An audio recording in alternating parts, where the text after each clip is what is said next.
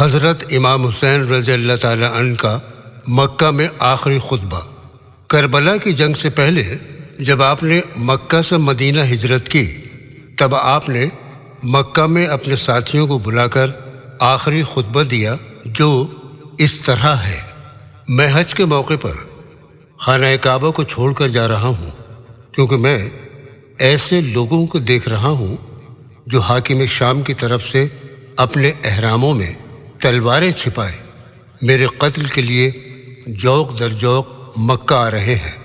واللہ میں حسین اپنے قتل سے نہیں ڈرتا، مگر اس لیے جا رہا ہوں کہ بیت اللہ میں میرے قتل سے خدا کے گھر کی حرمت پامال ہوگی۔ حضرت امام حسین رضی اللہ تعالی عنہ خطبہ دینے کے بعد مکہ سے کوفہ کی طرف روانہ ہو گئے۔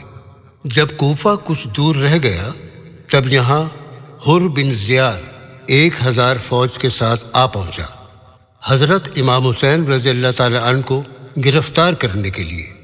حضرت امام حسین رضی اللہ تعالی عنہ نے کہا: اے لوگو، میں تم لوگوں سے معذرت کرتا ہوں، لیکن میں خود یہاں نہیں آیا، بلکہ میرے پاس تمہارے خطوط اور قاصد پہنچے کہ ہمارا کوئی امام نہیں ہے، آپ آئیں، ممکن ہے آپ کے ذریعے اللہ ہمیں راہ ہدایت پر لگا دے۔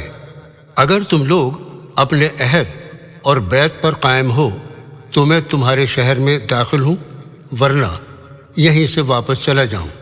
حر کے دل میں خاندان نبوت اور اہل بیت کی عظمت ضرور تھی، مگر عمر بن زیاد کے حکم کے آگے مجبور تھا، جس کی وجہ سے وہ اپنی بات پر اڑا رہا، یہاں تک کہ حضرت امام حسین رضی اللہ تعالی عنہ کو کوفہ کی راہ سے ہٹا کر کربلا کے مقام پر جانا پڑا۔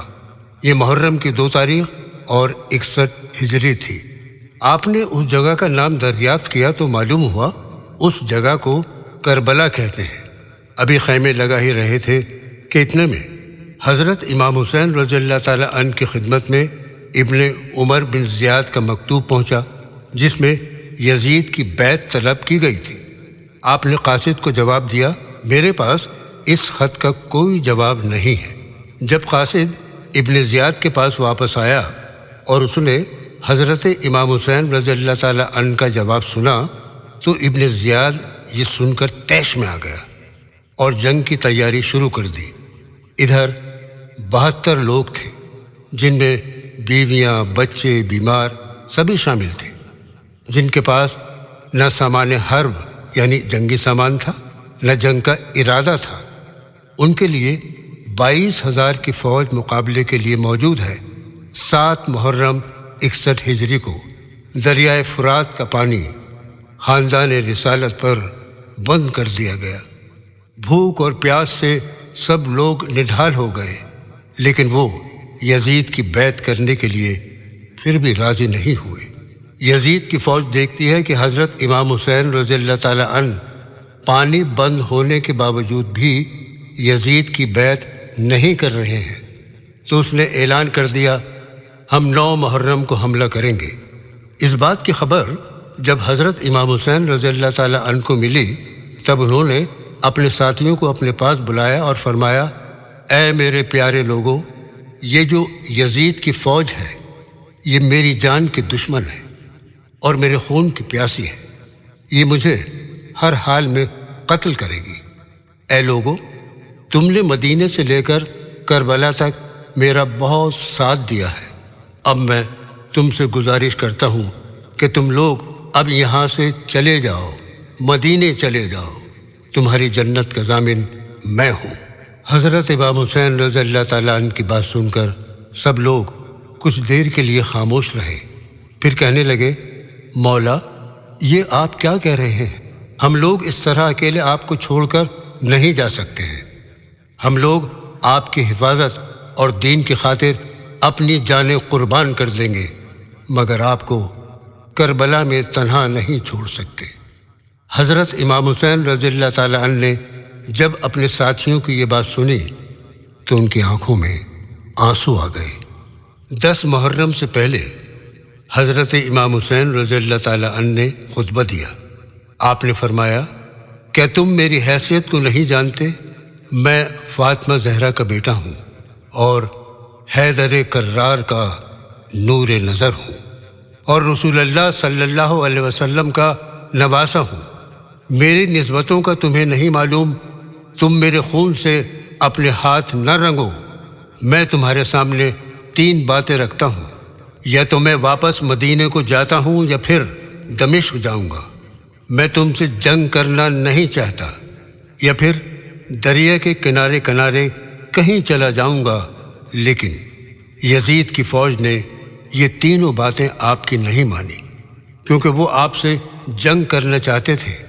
وہ امام حسین رضی اللہ تعالیٰ عنہ کا خون بہانا چاہتے تھے، لیکن حر بن یزید کے دل میں آپ سے محبت تھی، اس لیے وہ آگے آئے اور یزیدی سپہ سالار سے کہا، آپ ان تینوں باتوں میں سے کوئی ایک بات مان لیجیے، ہم جنگ نہیں کرنا چاہتے، کیونکہ یہ رسول اللہ صلی اللہ علیہ وسلم کے نواسے ہی تو ہیں۔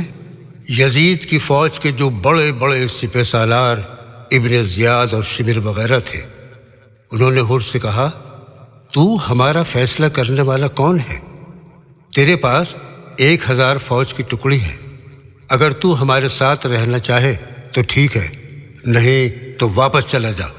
حر بن یزید نے یہ بات سنی تو شمر سے کہا، اگر تم میری یہ بات نہیں مانتے ہو تو میں حسین کے ساتھ ہوں۔ جو یزید کی طرف سے آیا تھا وہ مولا حسین کی طرف چلا گیا۔ یہ واقعہ 9 محرم کا ہے۔ 10 محرم سے صرف 1 دن پہلے یہ سب ہوا۔ حر نے آ کر امام حسین کی قدم بوسی کی۔ حضرت امام حسین نے حر کو اپنے سینے سے لگا لیا۔ آپ نے فرمایا، میں تم سے خوش ہوں، میں چاہتا ہوں تم واپس چلے جاؤ، کیونکہ یہ لوگ تو میری جان کے دشمن بن گئے ہیں، مجھ کو ختم کر کے ہی رہیں گے۔